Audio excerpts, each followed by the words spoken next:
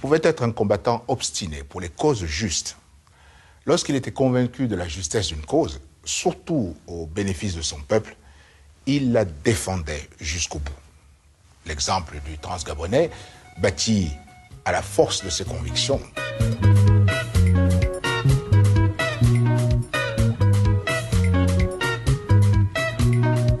Il y a longtemps qu'a traversé nos forêts ce chemin de fer tant attendu et dans notre vaste... Franceville, le terminus du chemin de fer transgabonais, est appelé à perpétuer le souvenir d'Omar Bongo Ondimba pour le bénéfice des générations futures. Et son mausolée ne peut être qu'à l'image de l'esprit qui l'habite. Au lendemain de sa mort, M. Ali Bongo m'a fait appeler. Vraiment, 2-3 jours après, il m'a appelé et il m'a dit, voilà, le souhait de notre père, il voulait avoir un mausolée marocain. Le président Omar Bongo avait un goût prononcé pour l'architecture marocaine. Il appréciait tout particulièrement le mausolée Mohamed V à Rabat, sa conception, sa localisation, le symbole qu'il incarnait. Aux yeux du président Bongo, ce mausolée représentait l'hommage au père de la nation, l'affection du peuple marocain pour son regretté leader. C'est normal de penser à un mausolée marocain et de se baser sur le mausolée qui existe au Maroc. C'est la référence. C'est ce que voulait M. Bongo. Mais bon, on n'a pas voulu faire un pastiche de ce mausolée.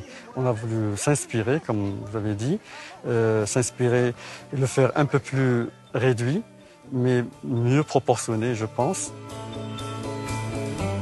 Le projet est un vaste complexe qui s'étend sur 6500 mètres carrés et qui inclut un mausolée, une mosquée, un musée et une bibliothèque.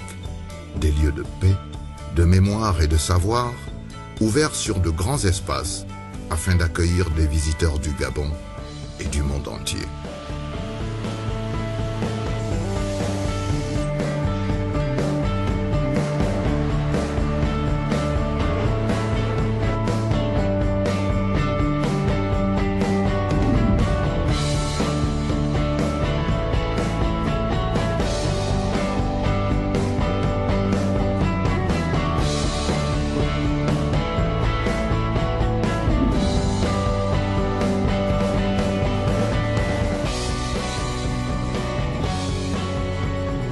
Pour réaliser une telle création, l'Agence nationale des grands travaux n'hésite pas à faire appel aux meilleurs dans leur domaine. Des experts et travailleurs en provenance de la France, de la Belgique, de l'Italie, de l'Inde, du Maroc, de la Tunisie, de la Turquie. Tous doivent aligner leurs efforts au millimètre près.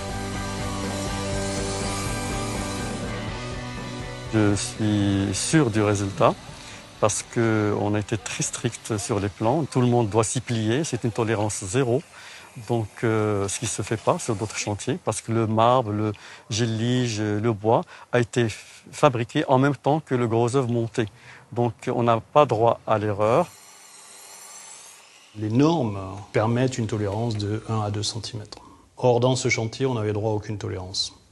Ce qui nous a contraints à fabriquer des moules très spécifiques à la main pour pouvoir respecter les tolérances exigées par l'architecte. On recevait sur site des caisses avec chacune des pièces, c'était numéroté. Vous avez la pièce K75, on sait exactement où elle va sur le mur de la mosquée à tel endroit.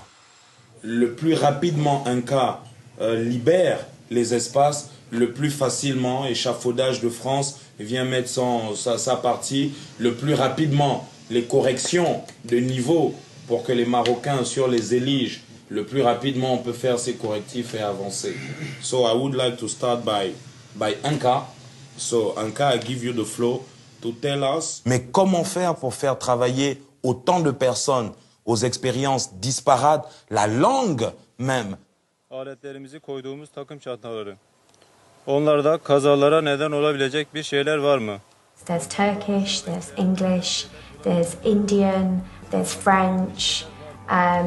There's also different dialects of Indian. There's so many different languages that the start card meetings are so challenging to put together, and they've expertly managed to do it.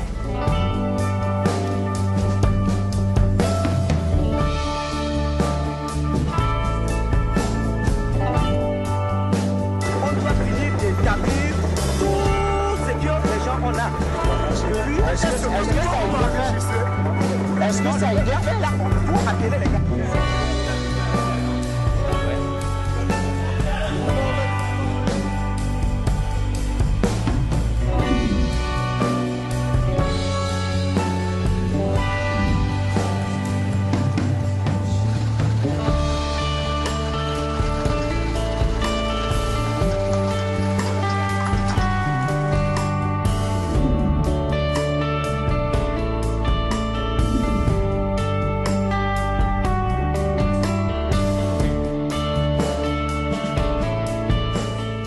Chaque dessin a une signification, des significations qui ont un peu l'histoire qui en parle. Donc depuis l'Andalousie, c'est tellement minutieux, il ne faut pas que ça dépasse de 1 mm. Sinon, tout le travail est bâclé. Donc on a des méthodes qui sont quand même traditionnelles, qui se transmettent de père en fils.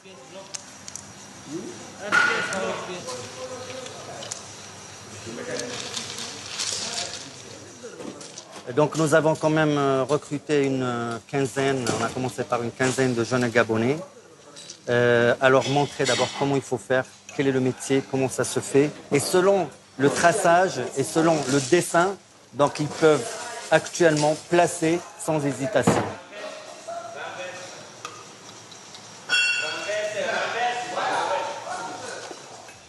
La construction du mausolée aura surtout contribué à mettre plus de 200 jeunes compatriotes au contact avec des spécialistes venus du monde entier pour la conduite de cet important chantier. Chacun se souviendra d'une parole, d'un geste, d'un fait marquant de sa vie. L'esprit qui a inspiré toute une nation, le souffle d'amour et de sympathie que tant de Gabonaises et de Gabonais lui ont témoigné.